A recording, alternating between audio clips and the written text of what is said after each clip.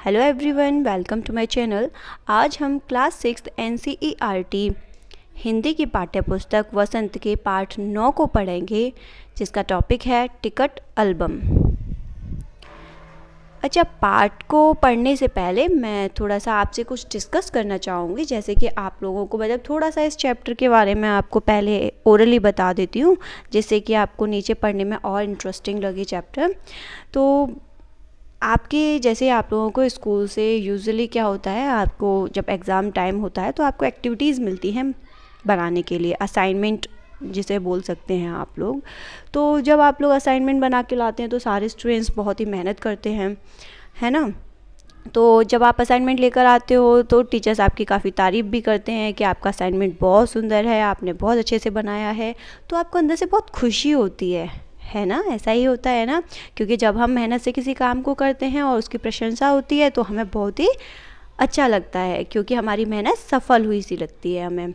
तो लेकिन कभी कभी क्या होता है कि जब असाइनमेंट मिलता है बच्चों को, तो कुछ बच्चे क्या करते हैं, अपने पेरेंट्स की हेल्प लेते हैं या फैमिली मेम्बर जैसे कि अपने भाई बहन या किसी की मदद से असाइनमेंट बना के लाते हैं। जो कि असाइनमेंट क्या होता है, जब बड़ों का सजेशन मिलता है तो वो और ज़्यादा अच्छे से बन जाता है। तो जब वो अपना असाइनमेंट टीचर को देते हैं, सबमिट करते हैं, तो टीचर उनकी तारीफ़ करते हैं, जबकि आपको पता होता है कि वो जो दूसरा स्टूडेंट है, आपका जो क्लासमेट है, उसने वो असाइनमेंट जो है अपने किसी फैमिली मेम्बर की हेल्प से बनाया है, या फिर उन्होंने उसके किसी फैमिली मेम्बर ने उसे तैयार किया है। तो आपको क्या लगता है, बुरा लगता है ना, कि हमने तो कितनी मेहनत से खुद से असाइनमेंट बनाया है और इसने अपने फैमिली मेम्बर की मदद से बनाया है, खुद से भी नहीं बनाया पूरा असाइनमेंट। तो आपको कहीं ना कहीं थोड़ी सी ईर्ष्या होती है उससे कि मैंने तो मेहनत से बनाया, लेकिन फिर भी इसका असाइनमेंट मुझसे ज़्यादा अच्छा लगा है टीचर को, और उन्होंने इसके असाइनमेंट की ज़्यादा तारीफ़ की है, जबकि इसने तो अपने खुद से बनाया भी नहीं है, दूसरों की मदद से असाइनमेंट को तैयार किया है। ऐसे ही कुछ इसी भाव को हमारे जो लेखक हैं उन्होंने इस कहानी में दर्शाने की कोशिश की है। तो हम चैप्टर को पढ़ेंगे। मैं इस तरीके से नहीं पढ़ूंगी कि जैसे कि टोटली रीडिंग दी गई है इसमें, उस तरीके से हम लोग रीड नहीं करेंगे। हम एक इंटरेस्टिंग वे में इसको आज पढ़ेंगे। देखो बच्चों, ये जो चैप्टर है आपका टिकट एल्बम, इसमें ये 2 स्टूडेंट्स के बारे में दिया हुआ है। एक है राजप्पा और दूसरा है नागराजन, ठीक है।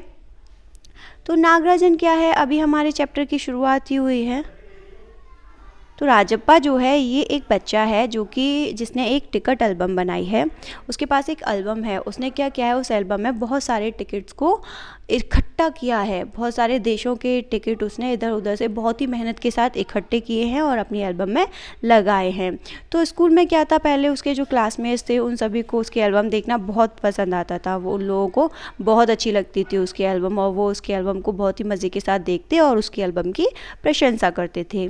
लेकिन कुछ समय बाद क्या हुआ, उसी का दूसरा मतलब मित्र भी है वो उसका, राजप्पा का, नागराजन। उसको सिंगापुर से क्या होता है, सिंगापुर से उसकी जो अंकल हैं वो उसको एक एल्बम भेजते हैं, ठीक है, किसको, नागराजन को। तो उसकी जो एल्बम है वो क्या है, देखने में राजप्पा की एल्बम से बहुत ज़्यादा सुंदर है। लेकिन जो नागराजन की जो एल्बम है वो क्या है, वो तो उसके अंकल ने भेजी है ना वहाँ से, तो अलग तरीके से है। उसको नागराजन ने तो नहीं खुद से बनाया है, लेकिन वो दिखने में बहुत सुंदर है। उसमें जो डेकोरेशन है, मोतियों से उसको बनाया गया, वो बहुत ही सुंदर है। तो सारे बच्चे क्या है, अब राजप्पा की एल्बम को छोड़ के नागराजन की एल्बम को देखना पसंद करते हैं, जिससे कि क्या होता है, राजप्पा को बुरा लगता है। क्यों? क्योंकि अब उसके एल्बम को कोई भी नहीं देखता। और सारे बच्चे क्या करते हैं, जैसे ही नागराजन अपनी कक्षा में आता है तो सारे बच्चे उसके पास इकट्ठा हो जाते हैं और नागराजन की एल्बम को देखते हैं। और नागराजन क्या है पता है, वो अपनी एल्बम को किसी को भी हाथ नहीं लगाने देता। वो अपनी गोद में अपनी एल्बम रख लेता है और एक एक पन्ना पलटता है, जिसे देखकर लड़के बहुत खुश होते हैं। लड़कों को तो छोड़ो, जो क्लास की, जो उनकी कक्षा की जो लड़कियां हैं, उनको भी एल्बम को देखने के लिए वो बहुत ज़्यादा उत्सुक थी। उनको भी देखनी थी। तो उनमें एक लड़की थी जो कि क्या था, अगवा बनी, यानी कि वॉलंटियर हुई, पार्वती नाम की लड़की, जो कि क्या हुआ, नागराजन से उसके एल्बम को मांगने आई कि हम लड़कियों को भी तुम्हारी एल्बम देखनी है। तो नागराजन ने क्या किया, उसने अपनी एल्बम ऐसे तो नहीं दी क्योंकि वो किसी को हाथ नहीं लगाने देता था अपनी एल्बम को, क्योंकि वो ख़राब हो जाएगी। लेकिन नागराजन ने अपनी एल्बम को कवर किया, यानी कि उस पर कवर चढ़ाकर और पार्वती को अपनी एल्बम दे दी। लड़कियों ने एल्बम देखी और छुट्टी होने पर नागराजन की एल्बम को उसे वापस कर दिया। अब क्या था, जैसे कि मैंने बताया, राजप्पा की एल्बम को कोई नहीं पूछता था, ना कोई उसकी एल्बम को देखता था। जबकि देखा जाए तो राजप्पा की एल्बम में नागराजन की एल्बम के बजाय बहुत सारे टिकट थे। लेकिन सिर्फ क्या था कि नागराजन की जो एल्बम थी वो क्या थी, वो बाहर से आई थी और उसकी जो देखने में जो बाहरी बनावट थी वो मोतियों से सजी हुई थी, तो वो बहुत ही ज़्यादा सुंदर लगती थी। ठीक है, अब इसमें बताया गया है कि राजप्पा ने जब अपनी एल्बम को बनाया था तो उसने बहुत मेहनत की थी। वो क्या करता था, सुबह 8 बजे अपने घर से निकल जाता था टिकट जमा करने के लिए और लड़कों के चक्कर लगाता। 2 ऑस्ट्रेलिया के टिकटों के बदले 1 फिनलैंड का टिकट लिया था उसने, और 2 पाकिस्तान के बदले 1 रूस का टिकट लिया था।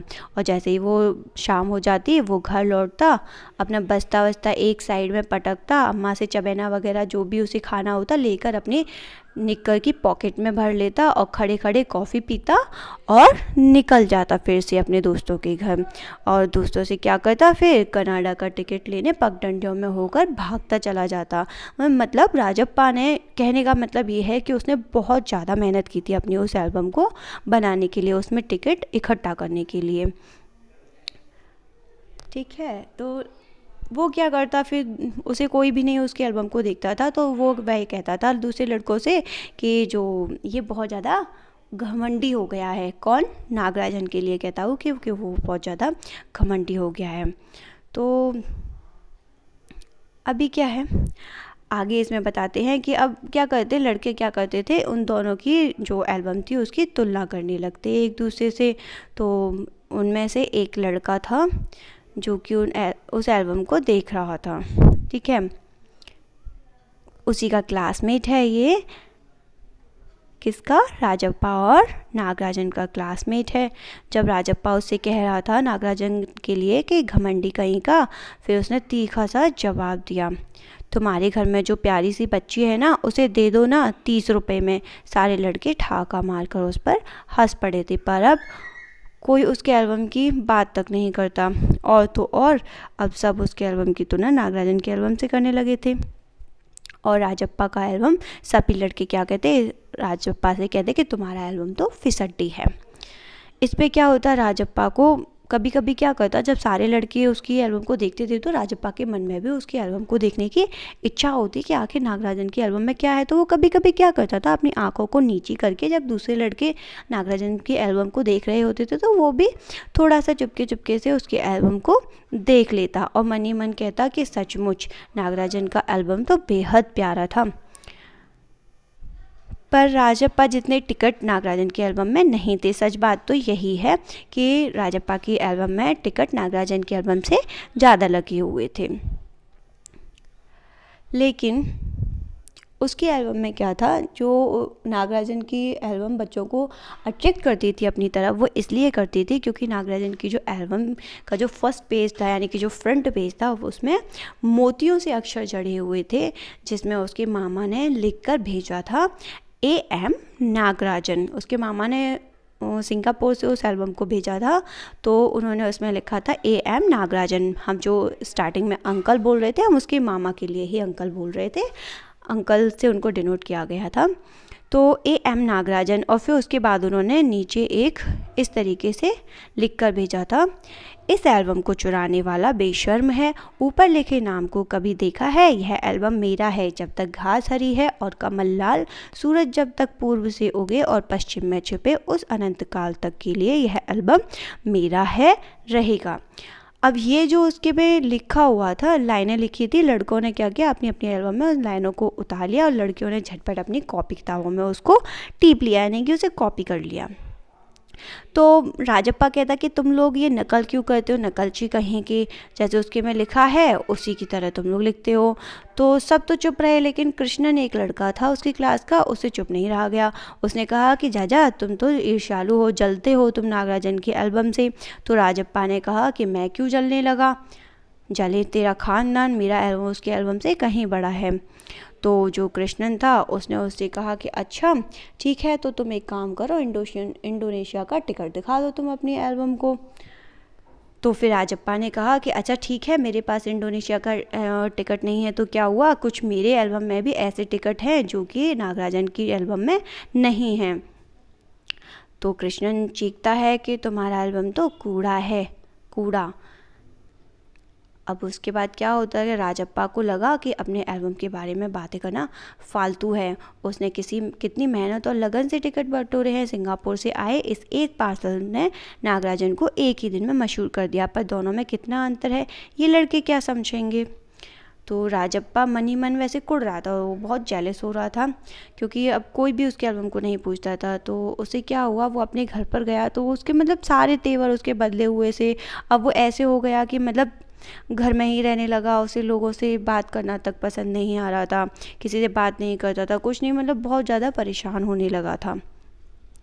तो उसे उसके एल्बम से, नागराजन के एल्बम से इतनी चिढ़ हो गई कि उसे लगने लगा कि राजप्पा को खुद ही अपनी एल्बम ऐसे लगने लगी कि उसकी एल्बम तो वाकई कूड़ा है।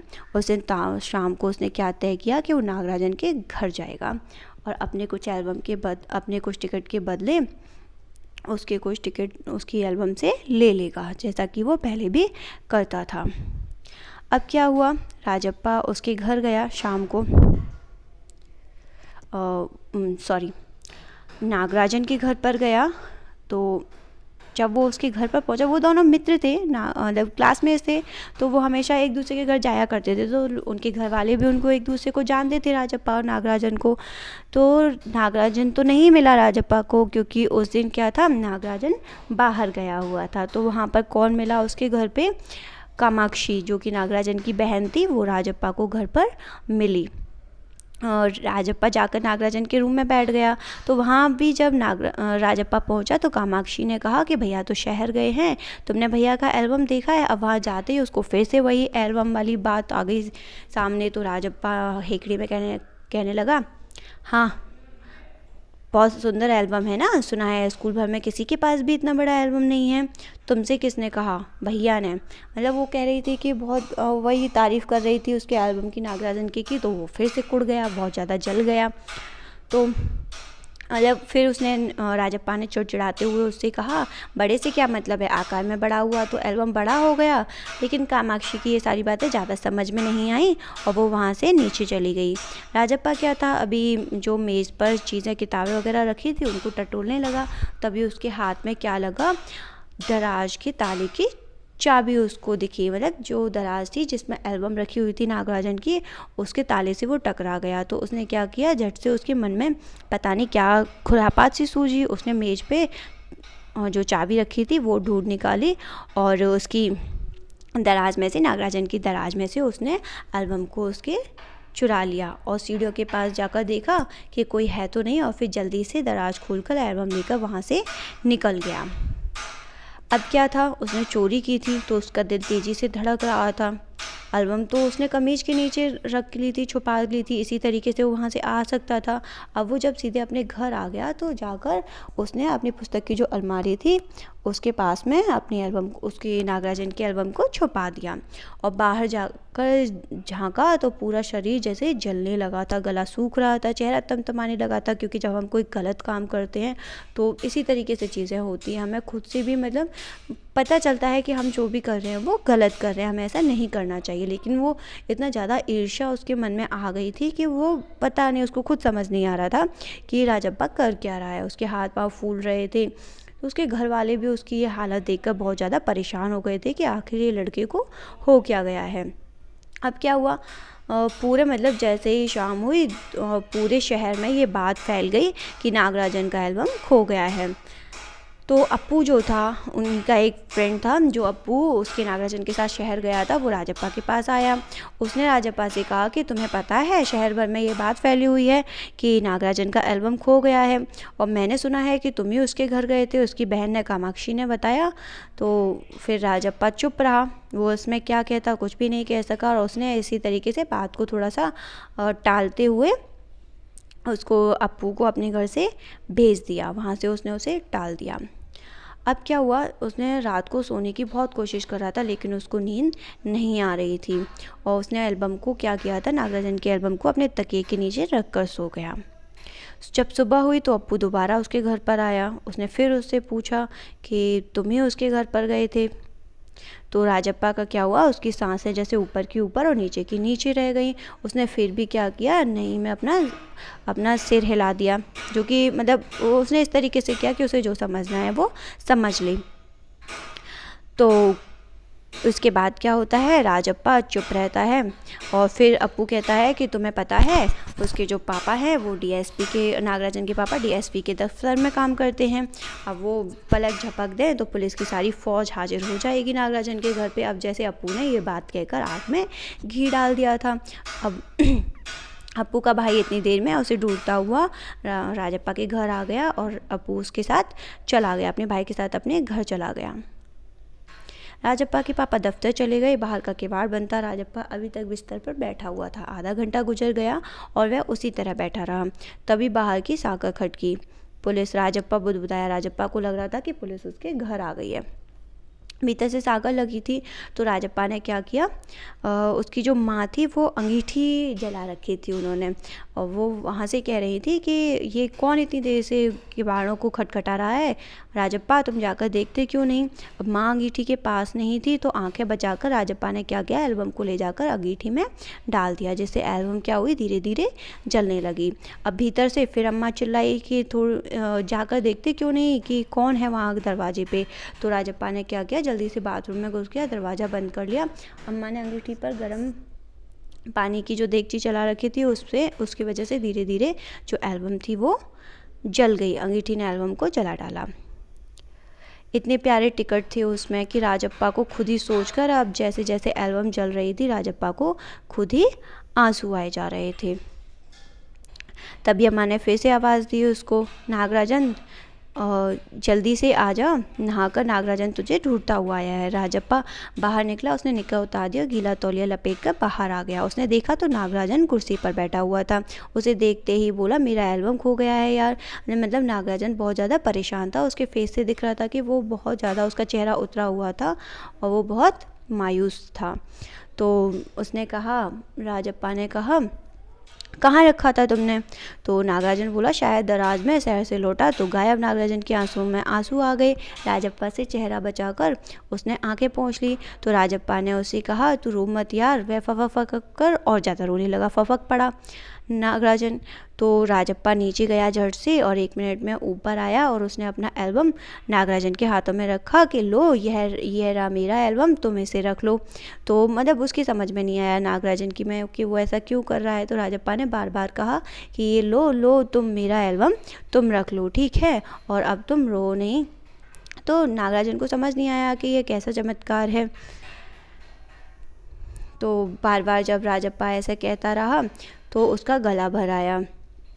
ठीक है, मैं इसे रख लेता हूँ, पर तुम क्या करोगे। मुझे नहीं चाहिए। क्यों, तुम्हें एक भी टिकट नहीं चाहिए। तो राजप्पा बोला कि नहीं मुझे नहीं चाहिए, तुम इसे रखो और तुम इसे यहाँ से ले जाओ। तो तभी नागराजन उसको एल्बम को लेकर जा ही रहा था कि वो जैसे ही सीढ़ियों से नीचे जा रहा था तो राजप्पा एकदम से बोला, राजप्पा को भी रोना आ गया। कमीज से आंखें पोंछता हुआ राजप्पा भी नीचे उतर आया। दोनों साथ साथ दरवाजे तक आए। बहुत बहुत धन्यवाद, मैं घर चलूँ। नागराजन सीढ़ियाँ उतरने लगा। तभी एकदम से बोला, सुनो राजू। राजप्पा ने पुकारा। नागराजन ने उसे पलट कर देखा। एल्बम दे दो, मैं आज रात भर, मतलब वो ये कह रहा था कि राजप्पा को अपनी गलती का एहसास हो रहा था क्योंकि उसने गलत किया था, उसके एल्बम को जला डाला और चुरा कर भी लाया था। तो फिर भी लेकिन उसकी मेहनत से अपनी एल्बम बनाई थी उसने, इतने एल्बम से मतलब मेहनत की थी, लोगों के पास जा के घूम घूम के उसमें टिकट इकट्ठा किए थे, तो उसको रोना आ रहा था। तो राजप्पा ने नागराजन से कहा कि तुम मुझे अभी ये टिकट दे दो, मैं इसे रात भर जी भर कर देख लूँ, कल सुबह होते ही मैं तुम्हें इस एल्बम को दे जाऊँगा। ठीक है। नागराजन को ज़्यादा कुछ समझ नहीं आया और उसने एल्बम उसे लौटा दी। राजप्पा ऊपर आया, उसने दरवाज़ा बंद कर लिया और एल्बम को छाती से लगाकर फूट फूट कर रो दिया। ये जो हमारे लेखक हैं ये हैं सुंदरा रामस्वामी। ये जो बच्चों हमारी जो ये कहानी है ये सुंदरा रामस्वामी ने इसका तमिल में लिखी हुई है ये जो कहानी है, और इसका तमिल से हिंदी में जो अनुवाद किया है वो सुमति अय्यर ने किया है। अच्छा बच्चों, इस कहानी से हमें यह शिक्षा मिलती है कि हमें किसी से भी ईर्ष्या नहीं करनी चाहिए। ईर्ष्या करना बुरा होता है। देखो कहते हैं ना, बुरे का फल बुरा ही मिलता है। हम जैसा कर्म करते हैं वैसा ही हमें फल मिलता है। इसलिए हमारे विचार अच्छे होने चाहिए, हमें अच्छे कर्म करने चाहिए जिससे हम अच्छी तरह से रहें। ठीक है, तो कहानी बहुत अच्छी है, अच्छी शिक्षा भी आपको देती है कि कभी किसी से ईर्ष्या नहीं करनी चाहिए और सभी के साथ अच्छे से मिलजुल कर रहना चाहिए। तो कहानी को ज़्यादा से ज़्यादा शेयर करें अपने फ्रेंड्स के साथ, इस वीडियो को लाइक करें और अगर आप मेरे चैनल पर नए हैं तो चैनल को सब्सक्राइब करना ना भूलें। Thank you, have a nice day, God bless you all.